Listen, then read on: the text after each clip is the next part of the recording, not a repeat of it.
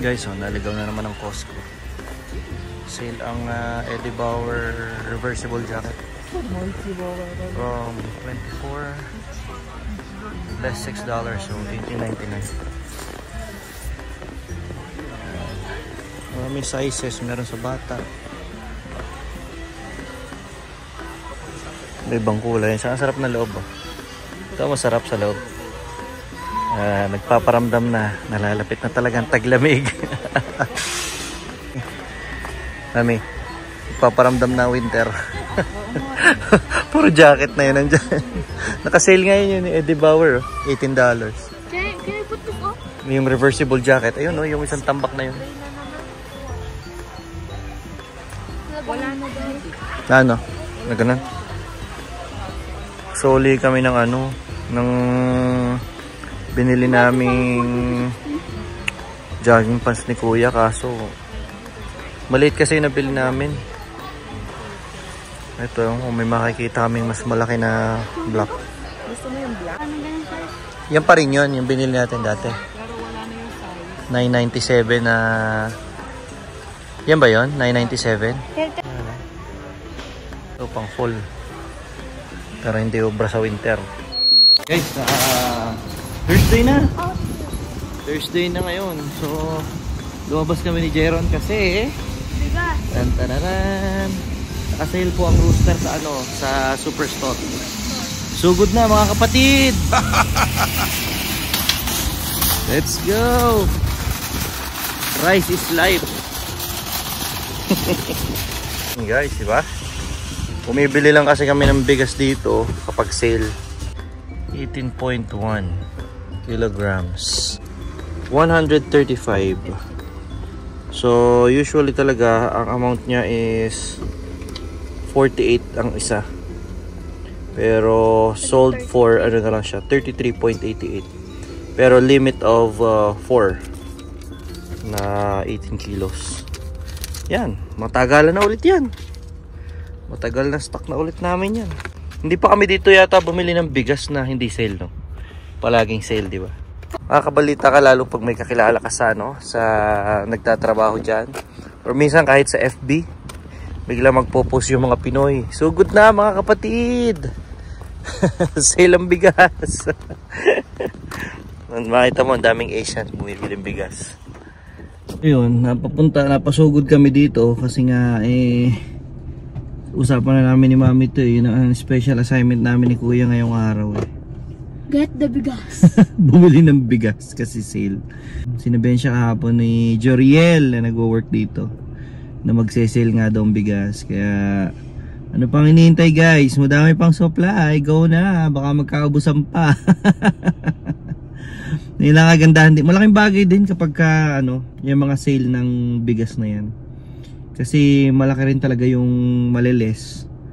Hindi ka na kailangan bumili kapag regular eh. Ang gawin mo lang mag-stock ka.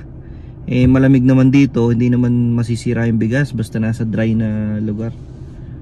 No, minsan ang tagal na bago natin maubos yung apat, no? Matagalan na talaga yan. So, yun ang isang ano dito, diskarte dito. Pag kung makakabili ka yung mga pagkain na hindi naman agad may expire, bilhin mo pag naka-sale. Pero at least malay mo bago pa maubos ulit yun, sale na ulit. O di saka ka lang ulit bibili. Yun ang ginagawa namin ditong ano, estilo. Kagandahan lang dito sa Canada, yung pag sinabing sale, tunay na sale talaga. hindi yung budol na sale na akala mo nakatipid ka pero hindi naman pala. Uwi na rin kami at mamaya ay papasok ulit. Mamaya last day na ulit. Tapos bukas pahinga kami sa gala bukas. Oh, may pahinga na. Hindi kami magdadrive ng malayo kasi may kita-kita yung tropa. So dito lang kami sa bahay ng isang katrabaho namin. Thank you Lord, it's Friday na ulit. So ayan, nandito na ako sa Barlow. Ito yung way ko lagi. Okay, bye. So yung company namin nandito sa 72nd, yung warehouse namin nasa 72nd Southeast. And then diretso lang, labas na ng Barlow 3. Glenmore. Kapag ka dire-diretso mga ano lang 15 to 20 minutes lang. Pero usually pagka ganitong umaga may pagbabagal na. Kasi dyan sa kung saan nag-exit yung Deerfoot tsaka nag-enter yung Glenmore to Deerfoot, yun doon malimit may build up ng traffic.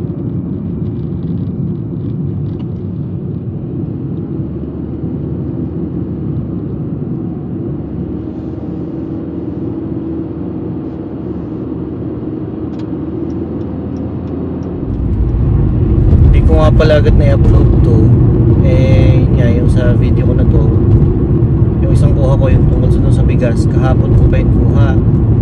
So nag-start kahapon yung sale ng bigas sa Superstore. O baka mapanood nyo tong video na to ngayon kung ma-upload ko to ngayong Friday. Meron pa siguro yun. Check nyo na sa Superstore. Pwede naman kayong tumawag So check nyo kung meron silang bigas. Yung roaster yung mga yung mga dyan, yung mga roaster binibili. So kasi nga yung friend namin nagtatrabaho sa Superstore. So nasabihan niya kagad kami na yun nga ngayong Thursday nga na yun magse-sale nga daw magse-sale ang bigas. Kasi kanina sa trabaho may meeting daw kay doon sa manager namin. Sabi ko bakit kaya? Alam ko anong pag-uusapan. Yung pala yung may bibigay lang pala. Ito yung ID lace.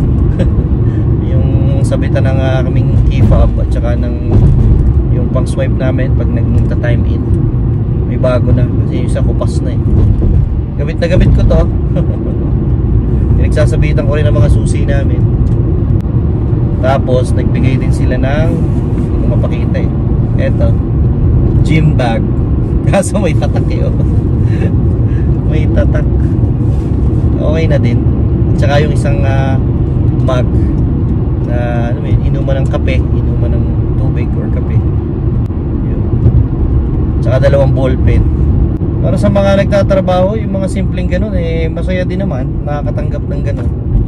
Dapat talaga yung mga company ganun. Paano nagbibigay? Ang wala kami yung meron kasi kaming kabayan din na temp na nagdo-work sa amin ngayon doon sa company. Sabi niya, tinatanong niya sa akin kung hindi ba daw kami nakakabili ng mga products na yung mga products na ini-store namin doon sa warehouse. Sabi ko, ang hindi. Parang sabi nila ng mga matatagal na, dati raw nakakabili ng ibang certain products na meron sa warehouse. Ngayon daw yung ibang manager parang hindi na. Kasi daw sa kanila sa Ontario ganun daw. Kumbaga may privilege na yung mga warehouse worker. Parang may perks sila na pwede silang bumili ng product na nandun sa warehouse na walang tax. So mababa nila na bibili yung products, which is maganda yun. Maganda sana yung ganun, no? Dami pa naman namin products na talagang masasarap. Andiyan na lahat ng seafood na frozen na sa amin. Kaya lang, yun nga, wala, hindi kami nakakabili. Sa din daw sabi nung kasamahan ko na si Bay, yung dating nagtatrabaho sa Cargill na nagwe-warehouse na ngayon, kasama ko nga dito sa warehouse. Sa Cargill daw is ganun. Parang as an employee, parang may listahan ng mga products. Tapos parang papalista ka lang ganyan, employee price. Mababa daw yung presyo ng mga karne. Ganda sana kung ganun nga yung warehouse na nakakapagbenta sa mga workers nila ng murang yung mga products doon sa 9A store na mura. Maganda sana kung ganun. Kaso sa amin wala Ewan ko sa ibang sa ibang warehouse dito sa Alberta. Pero sabi nung kasamahan ko ewan ko kung totoo, sa Ontario daw is ganun. Hindi ko alam kung lahat ng company sa Ontario or lahat ng warehouse sa Ontario ay ganun, kapag benta ng murang halaga. Kasi isipin mo kung ganun, kung meat at saka seafood halimbawa, eh makakabili ka sa warehouse ng sa pinagtatrabahuan mo ng mura, hindi ka nabibili sa supermarket, di ba? Alam mo naman, pag nasa supermarket na yan, ang laki-laki na ng price niyan. Kasi ultimo yung yun nga, yung kung paano makakarating yung products from factory to warehouse to yung mga different stores, lahat yun nag-add up sa cost ng kung magkano yung magiging patong dun sa produkto, di ba? Instead kung halimbawa nga yung kagaya sa Cargill, pagkakatay nila o ibebenta sa tao, syempre mura pa yun kasi mababa pa talaga ang presyo noon. Ngayon nga palang araw, hindi ko alam kung bakit, pero ano, ang kulimlim, tapos mausok. Mababa nga na naman yung ano, air quality. Tapos kagabi, na-assign nga pala ako sa ano, mag-offload ng mga products from trailer. Tapos meron ako mga hawak na mga temps. Kung napanood nyo yung video kung paano ako nagsimula dito sa warehouse, ngayon ako na yung operator, tapos meron na minsan akong mga hawak na temps na gano'n. Yung sila yung nag-handbomb nung mga products, binibuild sa paleta. So iba-ibang lahi usually ang mga pumapasok doon, minsan Pinoy, diba? So yun kasi yung mga agency nga na kagaya ng sabi ko sa inyo dati, paano ako nagsimula sa agency din.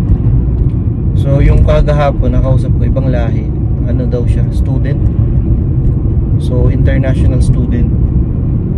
Pero yun nga mas club dahil nga talagang kailangan kumayod para mabayaran yung tuition talagang pumasok na siya sa ganoon, diba? Ang pay maganda naman ang pay, wala akong masasabi kumpara kaysa kung halimbawa mo fast food ka, tsaka kung gusto mong work talaga ay sa gabi, mas maganda yon, mas malaki ang kita. Kaya nga lang, syempre napakabigat ng trabaho. Kung international student ka, full-time student ka, syempre, tapos bugbog na yung utak mo sa pag-aaral, di ba? Mga assignments, mga reports, tapos magwo-work ka pa sa warehouse na ang bigat ng trabaho. As in, masasabi ko talagang mabigat kasi nga puro buhat yun yun yung pinagdaanan ko dati. At least ako, hindi ako estudyante, di ba? Hindi ako nag-aaral, talagang trabaho lang. Kung bugbog man ang katawan, okay lang, pero ang isip ko relax, di ba? Pero kung halimbawa yung pinagdadaanan ng mga estudyante, international student ka, iniisip mo kung paano mo maiipon yung pang tuition mo, iniisip mo yung mga reports at assignments mo, tapos yung grades mo, di ba? Tapos magtatrabaho ka pa ng ganong kabigat sa gabi, tapos magpapasok ka ulit sa umaga. Parang nakakaawa din. Yung pinipilit mong i-survive yung sarili mo kasi nandiyan ka na napasok mo na di ba? Kailangan mo na lang tiyagain Kaya tatrabaho sila sa warehouse gabi, magdamagan, buhatan. Wala lang, na-share ko lang yung iba-iba talaga yung pinagdadaanan ng mga international student dito. Ako sa'yo kuya. So yun, ito nga yung nauwi ko, isang gantong bag, may lalagyan din ng sapatos tapos may binigay na ito. Ay, nantok ako guys, puting-puti naman. Ayan inuman.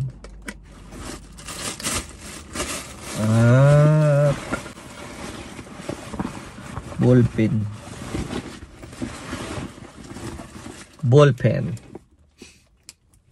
Lahat may tatak.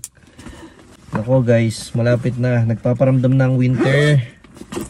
May igsi na naman yung umaga.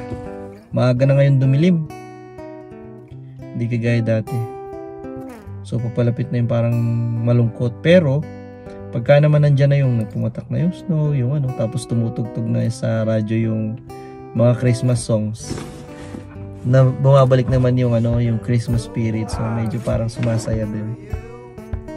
Mga bata nga gustong gusto nila yun yung ganong feeling, yung pag nag-i-snow na tapos naalala nila malapit na yung Pasko. Masaya sila pag ganun. Tapos lagi ako nagpapatugtog sa bahay ng mga Christmas carols, yung mga ganun. Ako'y papasok na at tutulog na muna. At wala namang pinatutunguhan tong aking kwento na to. Kwentong walang kwenta. Thank you guys for always watching. At see you on the next video. Bye!